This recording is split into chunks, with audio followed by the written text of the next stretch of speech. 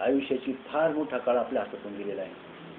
आपण म्हणतो अल्प आयुष्य मानव गेलं, क्षत गणिले अर्धरात्र खाय, मध्ये बालत्व पिडा रोग क्षय, काय भजनाचे उरलेचे पाहे. हे एवढं आयुष्य आपल्या हातातून गेलेले आणि इथं सुद्धा बराचसा काळ आपल्याला आजचा दिवस चाललाय तो खरा आहे. आणि इथं काय साधून घ्यायचं आहे तर तेच म्हणजे फार मोठे तुम्हाला सांगतो की अविद्या ज्याला आपण म्हणतो, तर ह्या अविद्येच्या अशी अद्भुत शक्ती, विचित्र शक्ती आहे या अविद्येची. या अविद्येच्या शक्तीनं, या अविद्येच्या सामर्थ्यानं आपलं आनंद स्वरूप हे झाकलं गेलेलं आहे. आनंद स्वरूप झाकलं गेलेलं आहे आणि त्याचा परिणाम जे सत्य नाही तेच आपलं आनंद स्वरूप झाकलं गेलं आणि असत्य जे आहे, दुःखरूप जे आहे त्याचाच आपल्या प्रत्यय येत आहे. आता आपलं जे मूळ स्वरूप म्हणजे पहा आता कोण आहे तर खरं म्हणजे जे मी जे रात्रंदिवस स्फुरण जे होत असतं हे ब्रह्माचं स्फुरण आहे. हे मी जे स्फुरण होतो आणि तर त्या मीचं काय करायचं आहे आपल्याला, ज्ञानरूप जे स्फुरण आहे तिथं आपल्याला आपलं स्वरूपच ज्याला आपण आत्मस्वरूप, व्यापकत्व, आनंद माहिती ही अविद्येने झाकून टाकली आणि नाही ते तिने आपल्याला दाखवलेलं आहे या अविद्येनं.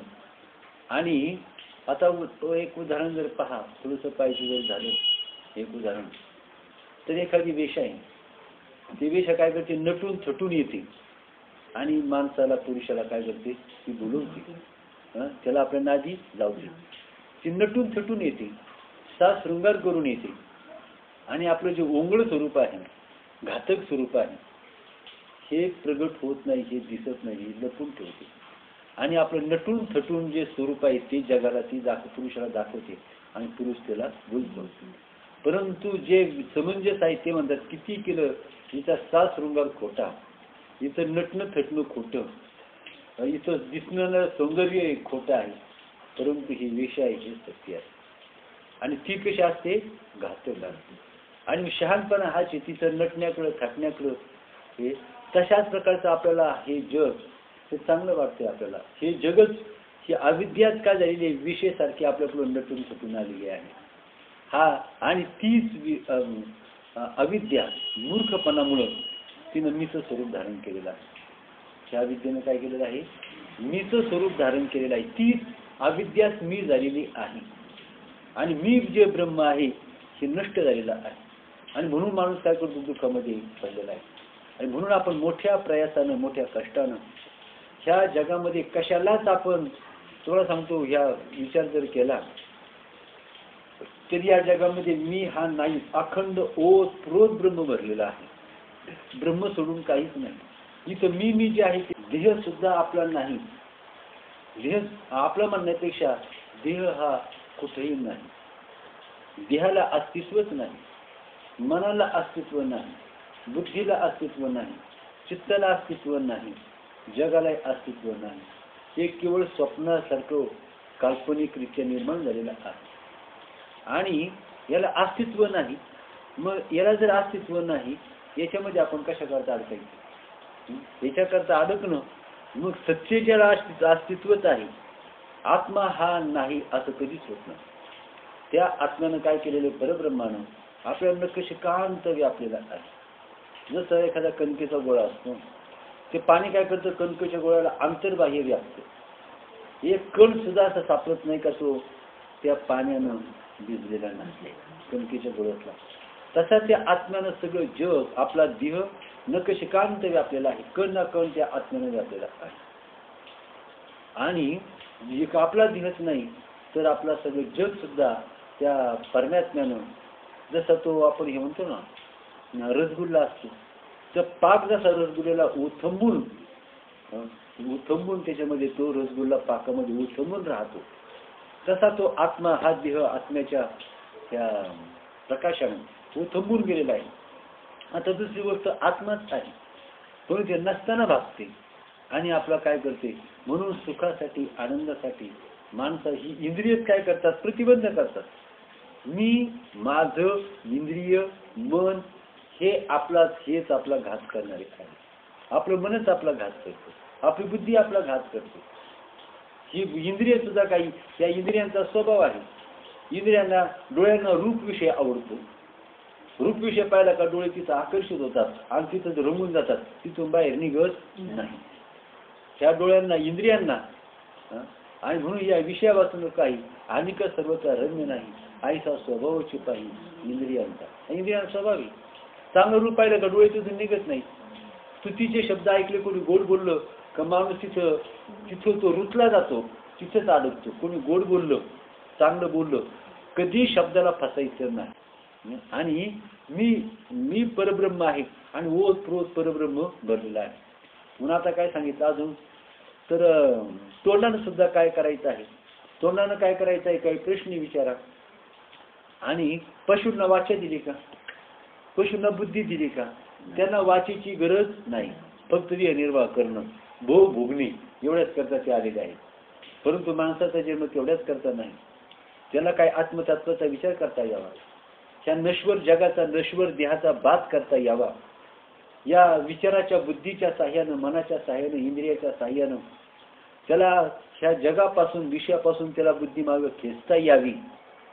त्यानंतर जो अविवेकाकडे बुद्धीला जाऊन द्यायचं नाही. जे नाशवंत आहे, दुःखरूप आहे, असत्य आहे, घातक आहे, तिथून आपल्या वृत्तीला बुद्धीला मागे खेचायचं आहे. याच्याकरता आपल्या मन बुद्धी ते इंद्रिय दिलेली आहेत. आणि म्हणून काय करायचं आहे तर कधी म्हणजे काही म्हणजे पहा, स्तुती ऐकण्याचं काही कारण नाही. जो स्तुतीला गोड बोलणं, तुम्हाला सांगतो गोड बोलणं कोणतं आहे, आत्मकल्याण करणं, त्या जीवाला उपदेश करणं, तू ब्रह्म आहे, ह्या जग विनाशी आहे, हा देह नाशिवंत, मळ मूत्राचा बांधा, वरी चर्म घातले रे, कृमी कीटकाचा सांगा, रवरव दुर्गंधी रे, अमंगळीचा बांधा. आणि मग स्मरे ते हरिहरा, शरण जाई गोविंदा, पय दे मदालसा, सुहन जोजोरे बाळा. आणि म्हणून कसं आहे तर या विषयाकडे न जाऊ देणं. अज्ञानी माणूस काय करतो, अज्ञानामुळं सुखासाठी, अज्ञानामुळं भ्रमामुळं म्हणून करायचं काय काय म्हटलं, थोडा सुद्धा इथं तुम्हाला सांगतो, मनाचा उपयोग जर करायचा असेल तर त्याचा स्वरूपाचं संकल्प विकल्प करा. ब्रह्म मी देह नाही. बुद्धीनं सखोल शास्त्राचे चिंतन करा. मनानं आत्मस्वरूपाचाच छोटे छोटे विचार करणं याला मन म्हणतात. दीर्घ आणि सखोल विचार करणं याला बुद्धी म्हणतात, नाही का. आणि त्या मी परमात्मा स्वरूपच आहे, त्याच्यासाठी माझं जगणं आहे, तेच प्रिय आहे आणि तेच मौल्यवान आणि पवित्र आहे. याचा अहंकार धारण करता यावा, याच्याकरता अहंकार परमेश्वराने दिलेला. आणि ते परमेश्वराच्या ठाई आपलं भक्तिमय अंतःकरण व्हावं याकरता आपल्या चित्त दिलेलं आहे. म्हणून देह इंद्रियांचा आपण असा वापर करायचा आहे. विष थोडं जरी खाल्लं ते माणसाचा घात करतो. अग्नीमध्ये 1 मिनिट तुम्ही उभे राहा, तो अग्नी आपल्याला जाळून टाकतो, नाही का. मग तशा हे विष येत ना, म्हणून माऊलीने सांगितले या विषयाचा लेश सुद्धा सर्वनाश करतो, विषयाचं स्मरण सुद्धा आपला घात करतं. आणि म्हणून दुसरं एक आत्मस्वरूपाचं चिंतन. आणि मग असा जो भक्त असतो त्याचा सगळा भार काय करतो, सततम कीर्तयन्तु माम ये जना परिपासते तेषां नित्याभियुक्तानां योगक्षेम वहामि. त्यांचा सगळा भार मी चालवतो. जे माझं चिंतन करतात, ज्याचं चिंतन माझ्याकडे अखंड लागलेलं आहे, त्यांचा सगळा भार सकळ जीवांचा करीतो सांभाळ. तुझं मुख करील ऐसे नाही, जैशी स्थिती आहे तैशा परी राहील, कौतुक तू पाहिजे संचित आहे. आई बापाने पोरांना पैसे दिले, बा हे 2000 रुपये घे. ते 2000 रुपये कशा करता येत, त्यानं वह्या घेण्याकरता, पुस्तकं घेण्याकरता, त्याला काही शालेय साहित्य घेण्याकरता ते पैसे त्याला दिलेले आहेत. त्यांनी मी मित्रांच्या बरोबर पार्ट्या करायच्या, जुगार खेळायची, याच्याकरता पैसे दिलेत का. मग परमेश्वरानं हा देह आपल्याला तशा चांगल्या कारणाकरता, भजनाकरता देह दिलेला आहे. त्यांनी भजनच करावं, त्याने देव का. आणि तो परमात्मा असा असतो, अशा भक्ताच्या पाठीशी उभा असतो, त्याला तो काहीही कमी पडू देत नाही. तुम्हाला सांगतो, जो सत्यानं चालतो, तत्वानं चालतो, भगवंत त्याचं सगळं काही करतो, त्याचा दास होतो. त्याचा दास 12 वर्ष नाथ महाराजांच्या घरी भगवंतानं दासत्व केली, 36 वर्ष म्हणतात दासत्व केलं. नाही ती पडेल ती कामं केली, काही कमी पडून दिलं नाही नाथ महाराजांना. नाथ महाराजांचा शब्द म्हणजे तो शब्द सुद्धा भगवंतानं नाथ महाराज थुंकले तरी तो शब्द ते सुद्धा भगवंताची ती जबाबदारी होती, ते सुद्धा पाळायचं. इतका तो असा जो तत्वानं चालतो, सत्यानं चालतो, भगवंत म्हणून सत्य संकल्पाचा दाता नारायण सर्व करी पूर्ण मनोरथ. त्याचा मनोरथ त्याचा संकल्प पूर्णत्वाला जातो. पण मूर्खाचा संकल्प पूर्णत्वाला जातो का? जो देवाची जी बायको नवऱ्याशी एकनिष्ठ आहे, नवरा तिचं वाटेल ते ऐकतो. आपण पाहतो जो कंपनीतला कामगार रात्रंदिवस कंपनीसाठी तो ज्याने आयुष्य आपलं आयुष्य वाहून गेले, मालक त्याचा शब्द मोडीत नाही. त्याच्याकरता तो लाखो जाऊ दे म्हणतो, त्यांनी काम किती केले हे महत्वाचं नाही, त्याची भावना पाहतो. यांनी कंपनीसाठी रात्रंदिवस यानं आपला देव वाहून टाकलेला आहे. तो त्याला हजारो नाही, लाखाने नाही, कोटी रुपये दिला, तो मागं पुढं पाहत नाही. काय दिले त्यांनी? तेवढं ते कामही केलं नाही त्यांनी. मग भगवंत देतो एवढं अपार देतो, म्हणतो दृष्टांत नाही देतो मला.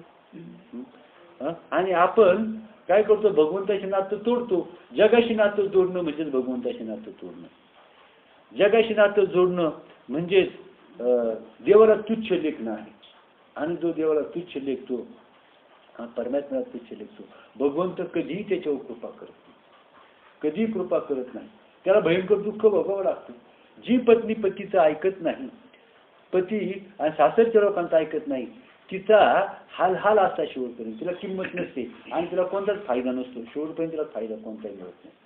परंतु जी घरातल्यांची एकनिष्ठ असते, ती मालकीनेच असते त्या घराची, वाटते ती सत्ता, सगळी सत्ता तिची असते तिची, नाही का? आणि म्हणून कसं आहे तर काय विचार करावा याचं माणसाने ठरवायचं. जन्म नाही, मृत्यू नाही. तुम्हाला जन्म नाही, मृत्यू नाही. मला जन्म नाही आणि मला मृत्यू नाही. आणि माझा सुख जगामध्ये ब्रह्मदेवाचा बापही माझं एवढंसं सुख नष्ट करू शकत नाही का? यमाच्या बापाची ताकद नाही मला एवढंसं दुःख द्यायला. जो स्वरूपामध्ये स्थिर आहे त्याचं जग कोणीच वाईट करू शकत नाही, कोणीच त्याचं वाईट करू शकत नाही. यम त्याला लांबून 500 कोसावर यम त्याला वंदन करतो. इतक्या यम लोटांगण घाली त्याच्या पुढे येतो. जो स्वरूपाकर्षी स्थित झालेला आहे आणि जो मी आणि माझे या विकाराने पछाडलेला आहे, त्याला महारोगासारख्या रोगाने तो ह्या महारोगांनी पछाडला येतो.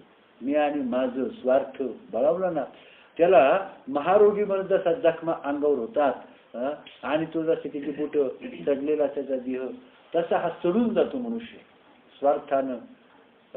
जो संसारात घडून गेलाय तो महारोगानं पछाडलेल्या विचित्र अशा रोगांनी ग्रस्त असा तो संसारग्रस्त मनुष्य असतो. म्हणून स्वरूपाची एवढी मोठी किंमत आहे. सगळ्या संतांनी, शास्त्रांनी, महात्म्यांनी या स्वरूपाचे गोडवे गायलेले. संसाराचं गोडवं गायलं कोणी? मोठेपणाचं गोडवं गायलं कोणी? स्वार्थ, लबाड्या, लांड्या, कारस्थानं ह्या शेत काय असतात तर शेत भूतावळ्याच्या ठिकाणी निर्माण झालेली आहे. हीच काय केलेली आहे? भूतावळ, ज्याला खैस, हाडळी आपण असं म्हणतो, ही याच्या भोवती जमा झालेली आहे. आणि याला ते काय करणार? म्हणून तुम्ही जन्ममरणातीत आहात. जन्म काळावर तुमची सत्ता आहे. बाबाने प्रमाणे सांगितलं होतं, काय सांगितलं होतं? जितने तारे गगनने उतने भी वैरी होय आणि कृपा बैर गुणाची तो बाल न बाका होय. तेच सुद्धा वापर करू शकत नाही कोणी. जो स्वरूपावर राहतो ना, तो त्याचा आनंद, त्याचं स्वास्थ्य, त्याचा समाधान, त्याला किती लाभ होतो, त्याला किती लाभ होतो, त्याला काय काय लाभ होतो याची गणती करता येत नाही. त्याला किती आता काय काय लाभ होतो याची गणती करता येत नाही. त्याच्यानंतर तो किती लाभ करतो याला आकाश सुद्धा जिथं कमी पडतं, आकाशापेक्षा आकाश जिथं भरून जातं एवढा लाभ त्याच्या पदरात पडतो. जो काय करतो वैराग्याने वागतो तिथं ज्ञान त्याचा शोध घेत येतं आणि त्या वैराग्याला सुख आणि शांती निर्माण होते, नाही का? आणि म्हणून जग कसं आहे, देव आपल्याकडे काय येत नाही. एकाएकी तुका लोकी निराळा. एकाएकी तुका लोकी निराळा. तुका तुकी अजून बरीच प्रमाणे तुका तुकी तुकला आणि तुका जगाहुनी निराळा, नाही का? तुका तुकी तुकला आणि तुका जगाहुनी निराळा. जगासारखे तुकाराम महाराज नाही. आणि म्हणून सदैव उत्पत्ती आणि स्थिती काळी जगरूपाने भासत असूनही मग आता हे परमात्मा जग झालं. आता दिसत असलं तरी तो परमात्मा जग झाला. काय झाला? परमात्मा जग झाला. परंतु तो परमात्मा जगरहित आहे. तो परमात्मा कसा आहे? तुम्ही सुद्धा देहरहित आहात. देहाचा तुमचा संबंध नाही. मी किती वेळा सांगितलं, तुपाची बरणी आणि तूप यांचा संबंध नाही. दुकानातून साखर आणली 2 किलो, त्या कागदाचा साखरचा संबंध नाही. त्या साखरेचा वापर करायचा आहे. साखरेकरता कागद आहे, कागदाकरता साखर नाही. नाही का? म्हणून साखरेचा विचार करायचा आहे, कागदाचा विचार. साखर डब्यात सोडली का कागदाचा बोळा करायचा, फेकून द्यायचा. तसं देहाचा वापर फक्त एवढाच करता करायचा आहे. तेच परमात्म्याचे रूप होय, जे चिद्रूप असूनही स्थूलत्व, जडत्व आणि मिथ्या विकाराने युक्त दिसते. मग आता तसं पाहिलं तर तो परमात्मा आतमध्ये परमात्मा आहे. परंतु कर्मगती कशी असते? त्याला महारोग होतो, त्याला विचित्र अशा, त्याचं शरीर विकाराने ग्रस्त होतं, दिसायला तो कुरूप होतो. आतमध्ये परमात्मा आहे, पण कर्माने त्याला असं विचित्र केलं, विचित्र दिसतो आणि भयंकर दुःख भोगतो. आतमध्ये स्वानंद घन परमात्मा, आनंद स्वरूप परमात्मा, अगदी समुद्रासारखं सुख आनंद आतमध्ये आहे. परंतु तो देहाची दुःख भयंकर भोगतो. ऐकला? आतमध्ये एवढा आनंदाचा सागर आतमध्ये आहे, परंतु मरणप्रायचं दुःख भोगत असतो. तेच परमात्म्याचे स्वरूप होय. हे जे मग आता हे विकार आहेत, हा कर्माचा परिणाम आहे, नाही का? आणि कर्म संपलं म्हणजे प्रश्नच मिटला. सर्व विश्वाला अंतर्बाह्य व्यापून जे विश्वपण वाचते व तरीही जे स्वरूपाने स्थित असते, तेच परमात्म्याचे स्वरूप आहे. सर्व विश्वाला हे जे जग आहे ना, ह्या जगाला अंतर्बाह्य ते आत्मतत्व. पार झाडामध्ये सगळं पार काय झालेलं आहे? झाडात एक एक कण त्यानं परब्रह्म भरलेला आहे. दगडामध्ये सगळा तो दगड हा तसं जर पाहिलं ना, तर परमात्मा स्वरूपच दगड आहे.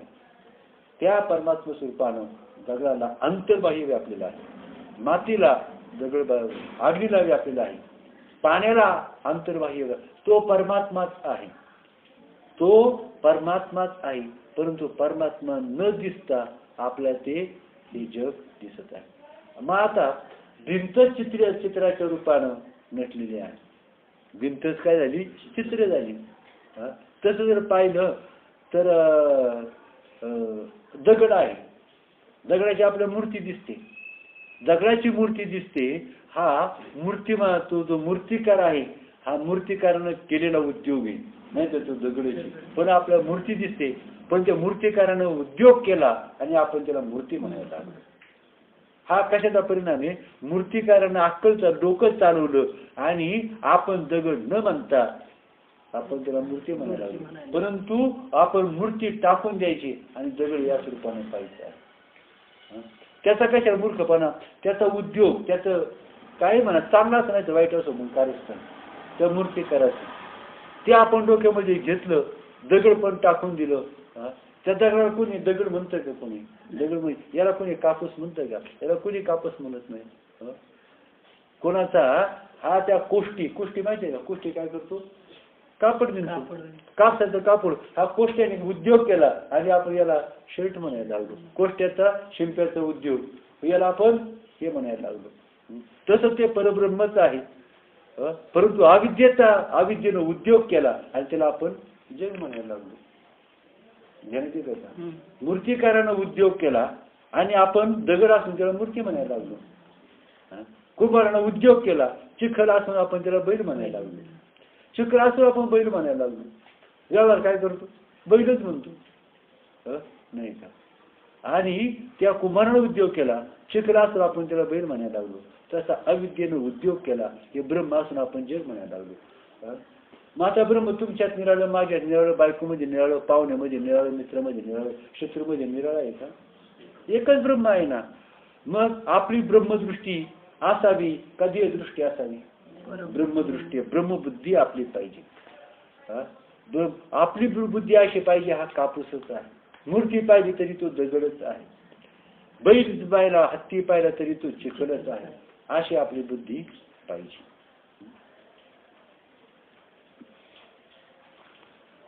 तेच परमात्म्याचे स्वरूप आहे. प्रकाशामध्ये प्रकाशत्व, आकाशामध्ये शून्यत्व अभिन्नत्वाने असते. आणि दिवा आणि प्रकाश या हे वेगळे आहेत का एकमेकापासून? दिवा आणि प्रकाश एक रूप आहे, आकाश आणि शून्य एक रूप आहे. मिरची आणि तिखटपणा वेगळे आहेत, मिरचीपासून तिखटपणा काढून घ्या बरं, नाही का? तसंच हे परब्रह्म जगाशी अभिन्न झालेलं आहे. परंतु राजहंस काय करतो, जसं पाणी दुधाची एकरूप होतं, त्यात पाणी कोणतं दूध कोणतं कळत नसतं, पण राजहंस असा समर्थ असतो की तो पाणी बरोबर बाजूला काढतो. तसं तत्ववेत्ता असा असतो, साधकही असा असतो. साधकच आत्मचिंतनानं शास्त्राध्ययनानं तो सुद्धा काय करतो, तो काय करतो, हे माया ज्याला आपण काय म्हणतो अनात्मा बाजूला काढतो आणि परब्रह्माचंच ग्रहण करतो. अनात्म्याचा उपयोग एवढाच आहे. फक्त आपल्याला सांगितलं अनात्म्याचा उपयोग काय आहे, जे अनात्मा आहे, जे अनात्मा आहे का नाही, याचा उपयोग काय, फक्त देवा आत्मतत्व समजून घ्यायचं आणि त्याच्यावर आरूढ करता. आता अनात्मा म्हणजे ती अनात्माची मन बुद्धी इंद्रिय हे अनात्म स्वरूपच आहे. मग यानं काय करायचं आहे, आत्मतत्व समजून घ्यायचं आहे. जगाला व्यवहार करण्यासाठी परमेश्वराची सृष्टी आनंदमय आहे, निर्दोष आहे, पवित्र आहे. बरोबर आहे का नाही? परंतु रस्त्यानं चाललेली स्त्री ही परमेश्वराची सृष्टी आहे. तिला लहान मुलाने पाहिलं आई आली म्हणतो, नाही का?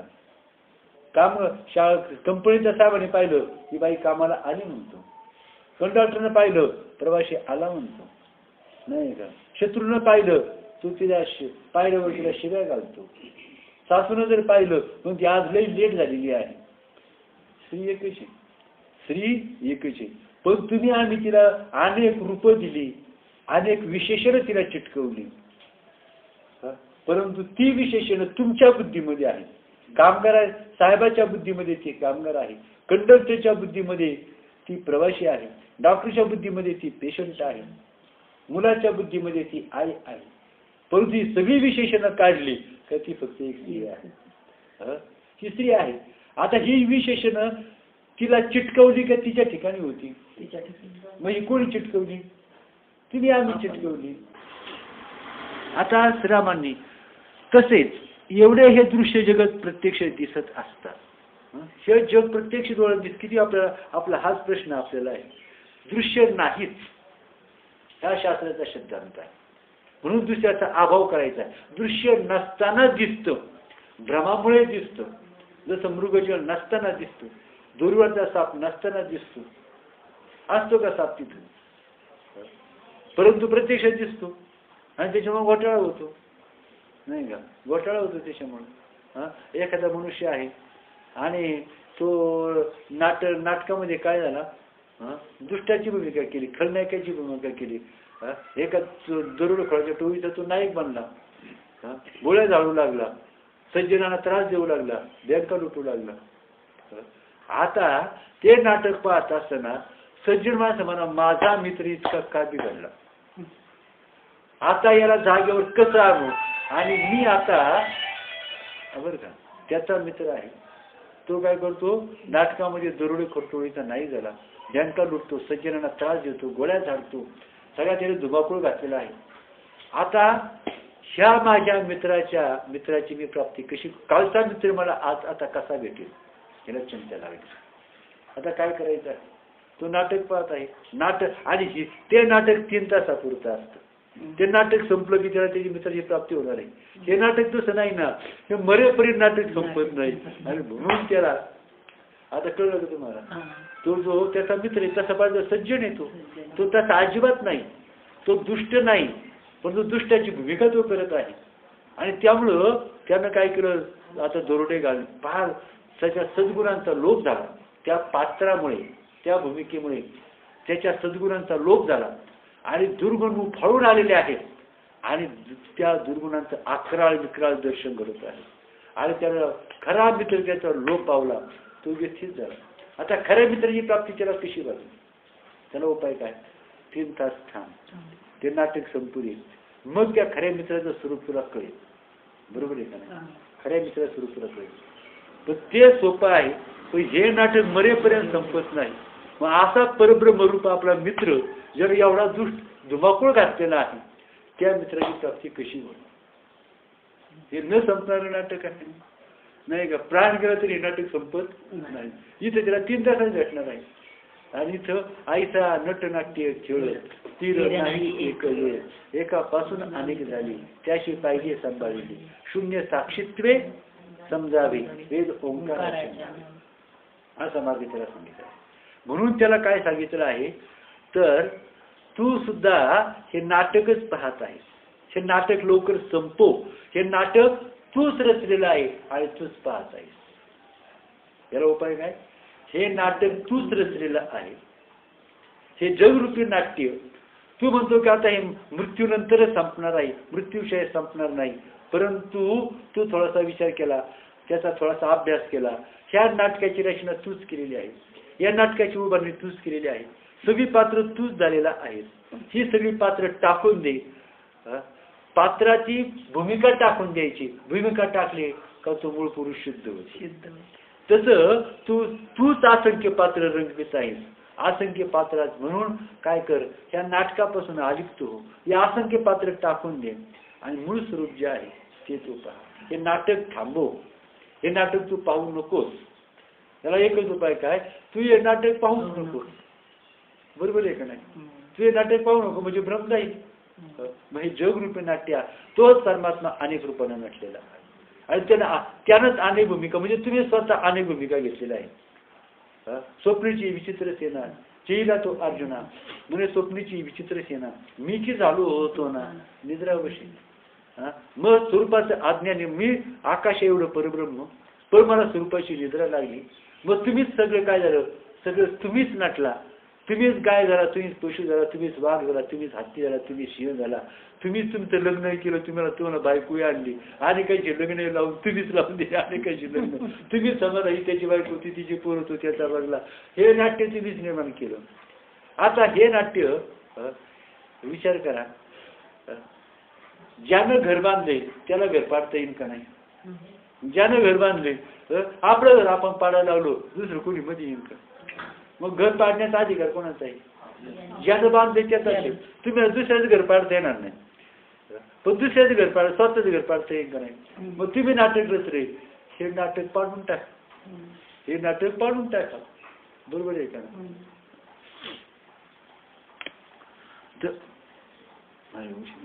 पण सद्रूप असा परमात्म्याचा बोध कसा होणार? तसेच एवढे हे दृश्य जगत प्रत्यक्ष दिसत असतात त्याचा असंभव कसा? मग प्रत्यक्ष जग दिसते आणि दिसत असून नाही म्हणायचं, हे कसं? असा प्रश्न आहे. म्हणजे दृश्याचा अभाव कसा करायचा? आणि दृश्याचा अभाव तर करणं गरजेचं आहे. दृश्य नाहीच म्हणजे मला बायको सुद्धा नाही, आम्ही सर्व व्यापक परब्रह्म आहे. आणि मग मला इथं काही निर्माण झालेलं नाही. मी परब्रह्म असताना मला बायको नाही, मुलं नाही, या जगात कुणीच नाही. मग वाघ सिंह सुद्धा नाही, कुणीच नाहीत ना. हे अज्ञान आहे. आणि याला एक उपाय मोह घालवणं, मोह टाकाय, असं हळूहळू एक एक पायरी मागे जायचे. आपण जितक्या पायऱ्या वर गेलो तितक्या पायऱ्या खाली यायचे, म्हणजे आपण मूळ ठिकाणी येऊ. स्वरूप सोडलं, एक एक पायरी वर चढत गेलो, मी माझं म्हणत गेलो, मी माझं जितक्या पायऱ्या वर गेलो तितकी एक एक पायरी टाकीत खाली यायचे, म्हणजे आपण मूळ स्वरूप तळमजलेलं येऊ. तिथं तळमजल्यावर यायचे, जितक्या पायऱ्या वर गेलो तितक्या पायऱ्या खाली यायचे.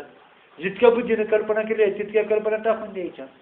ज्याला माझं म्हणलंय ते माझं म्हणणं टाकलं, मी टाकलं का प्रश्न मिटला. पण मी आपण टाकत नाही म्हणून परब्रह्माचं ज्ञान होत नाही, म्हणून दुःख टळत नाही, सुखाची प्राप्ती होत नाही, अज्ञान जात नाही आणि त्या परमेश्वराच्या दिव्य स्वरूपाचं दर्शन होत नाही.